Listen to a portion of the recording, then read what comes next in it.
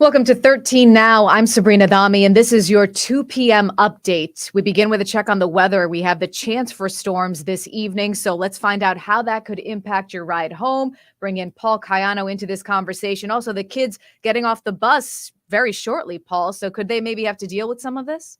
Yeah, luckily, I think we're talking about a later show for us, and things are going to be okay for a while, at least a couple more hours, probably even deeper into the evening. Storms are still way out to our west, toward western New York, Sabrina. So I anticipate it's going to be at least until 6, maybe 7 o'clock before we get a lot of stuff here in the immediate capital district. Let's have a look at it outside right now.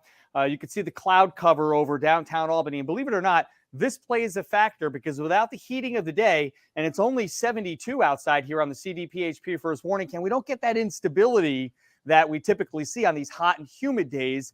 And that's a mitigating factor, right? It prevents severe weather. So it's actually pretty good news. Notice you see 70s over the local area, but out here toward Rome and out beyond towards Syracuse, it's in the 80s already. And that's why I'm thinking that the western sections of our area out towards central New York will have the best chance of some stronger storms as we get deeper into the afternoon. Notice the first warning live Doppler radar is quiet. There's not a whole lot going on locally. We'll expand the view. We had this thunderstorm complex come through early in the morning, diving through New York City, weakening south of Long Island. Now I want to focus your attention on western New York, out toward Buffalo, toward Toronto. This is where the next line of storms is heading through now. And it is this line that I think will grow upscale in the next couple of hours and bring some severe weather to the central and western part of New York.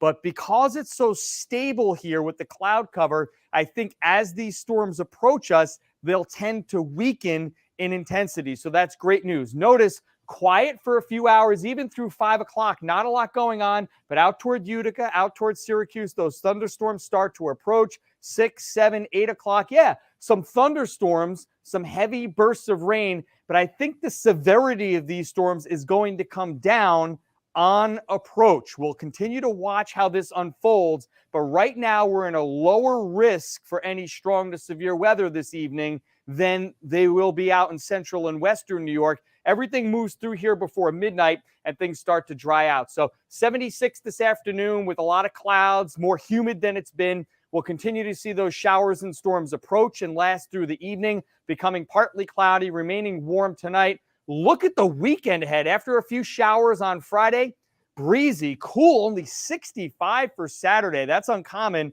for the month of June. So things are certainly going to get a little bit more of a May-like feel as we get into Father's Day weekend, Sabrina. So once again, the threat period for storms this evening, and then things are going to quiet down. So a chance that everyone may hear a rumble at least this evening, but nothing major. You don't need to maybe take your plants in and things like that. Yeah, I don't think so. Not yet. I mean, we're going to monitor this because the potential for severe weather is so close to us. I mean, we're talking about, 40, 50 miles to our west. They could be having some heavy weather. So if that shifts a little bit in our direction, things could change for us. But right now, the way it looks is that we won't have a ton to worry about other than what you talked about, some rain and rumbles of thunder. Okay, Paul, don't go away. I'll talk to you in a couple of minutes, get to a couple of other stories going on. We do have some breaking new details on a fire in Greene County. This was breaking news last night. We have some new pictures that we just got in. This fire was in the town of Ashland. And what we know right now is that a truck crashed into a home and then the fire started. And you can see from these pictures that we just got that the fire destroyed this home. The family lost everything. We have a crew there right now. We will bring you an update starting live at 4. Also, breaking news on the Felony Lane gang. We've covered this for what feels like years now. One person is under arrest, and the update we just got from police is quite the story. This gang, as you know, is known for stealing credit cards, debit cards, IDs from parked cars, and then using those stolen cards to steal money at banks. So this woman is now under arrest. Her name is Shannon Thompson. Police say she was wearing a disguise at a bank in Colony, using a stolen driver's license to take money out. She left, police say, and then she was pulled over a few minutes later. And then she got out of the car, they say, ran into the woods off Albany Shaker Road. She was caught 90 minutes later. A new Siena poll just came out asking New Yorkers what they think about the change in gun laws, raising the age to at least 21 years old to purchase a semi-automatic firearm in New York State. And across the board, here are the numbers right here. Sorry about that. Across the board, across political lines, 83% of Democrats, 67% of Republicans, 73% of all gun owners agree with these new laws. So looking ahead, again, Stella Porter is in Greene County in Ashland right now, collecting new information on that fire that we just showed you those pictures. Also, in Washington County, a park that had fallen into disrepair goes under a major transformation. Mark Mulholland is giving us a first look at that. And Juneteenth celebrations will soon get underway. We will give you the history of Juneteenth coming up live at 5. So, Paul, I'm going to bring you back into this conversation. Came across an interesting article today that Jack and Coke will now be combined into one can. And we have a picture of Pepsi or Coca-Cola. Excuse me. That's a big taboo. You can't mix the two. Coca-Cola and Pepsi combining together, Jack and Coke in a can, Jack Daniels and Coca-Cola. So your thoughts on that? I mean, I'd have to try it. I probably would have to try 2 just to make sure. But I think I like the concept. I'm just curious about how it would taste. But I think this looks like a win-win here.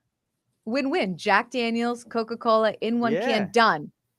Yeah, I think so, right? You don't have to do any of the mixing. You don't have to go to 2 different stores, right? I mean, it's like what you said. This is the day and age we're in, right? Immediate gratification. There you go. I'm right there with you. How do you feel about it?